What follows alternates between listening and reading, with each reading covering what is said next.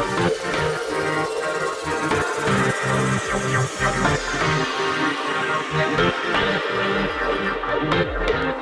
friends, welcome to Coding Host YouTube channel. In this video, I will show you program for linear search algorithm in Java.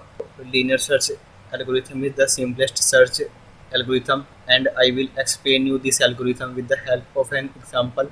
Suppose we have a array in which we have 5 elements, and we have to find element 30. So let's write the program.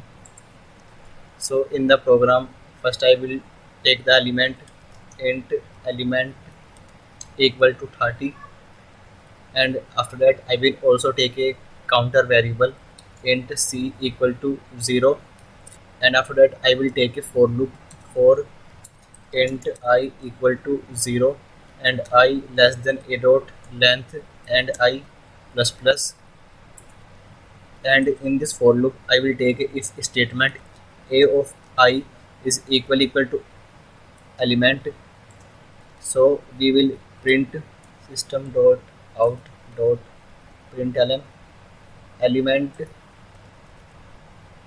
found at index I, and after that I will increment our counter variable, and after that I will use a break statement break, and outside of this for loop I will take another if statement if c equal to 0. Here we will print system dot out dot println element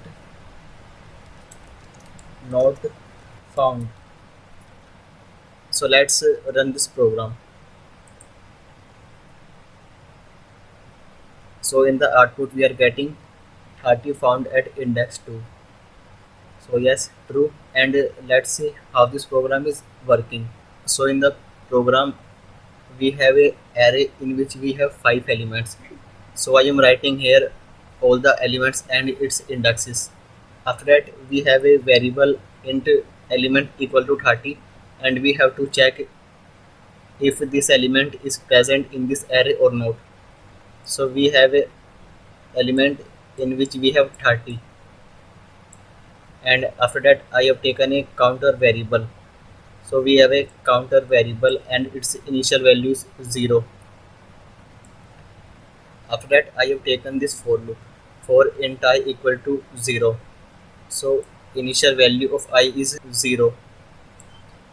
After that I less than a dot length.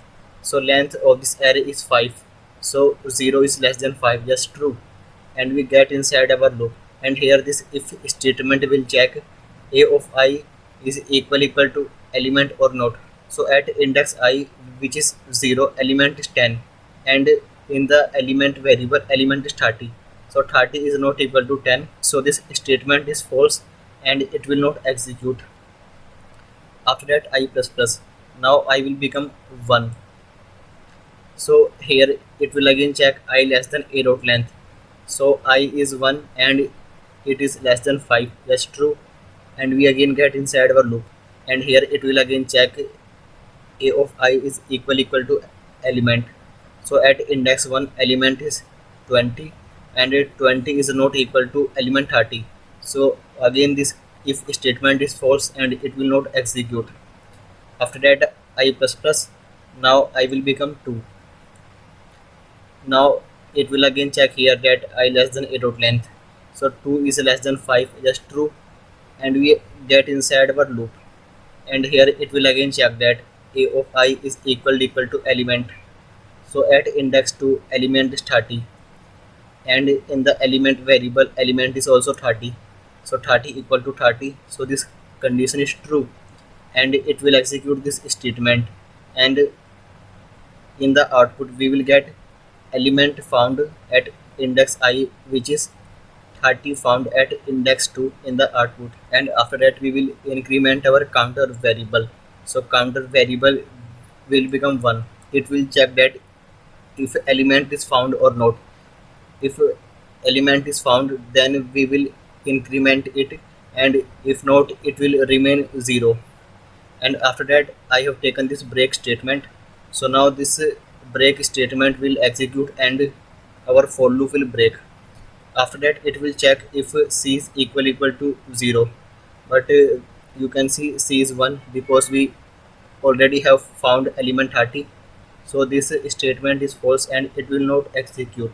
And if the element is not found in this array, then that time this c variable will not increment and it will remain 0.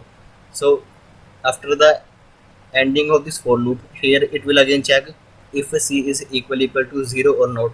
So that time this statement will execute. And one more thing that I have taken here, break statement. So you can see in this array there are not repeating elements, so that's why I have taken this break statement. If we found the element, after that we will break our for loop, because we don't want our for loop will execute till the length of this array, because we know that element is only present once, so we don't want that it will take more time to execute. That's why. And suppose if there are duplicate elements in this array, so that time don't use this break statement, because if 30 is present more than one time in this array, so in that case we will not use break statement here, because that time it will only check 30 once, and after that it will break this for loop. But we have to check all the indexes of the element 30.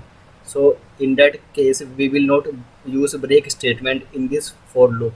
Advantage of linear search is that we can use this algorithm for unsorted arrays also, because we cannot use binary search for unsorted arrays, but we can use linear search for both type of arrays, sorted and unsorted arrays. Let's see the time complexity of this algorithm.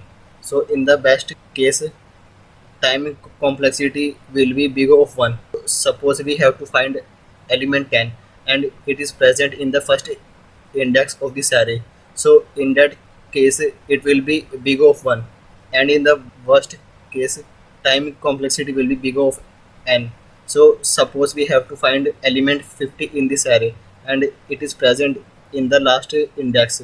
So in that case it is worst case, and its time complexity will be big of n. So n is the length of this array, and after that space complexity of this algorithm is big of 1. So you can see here we are only taking these two variables and it is not equal to the length of this array, so that's why space complexity of this algorithm is big of 1. So this is all about linear search algorithm. Thank you.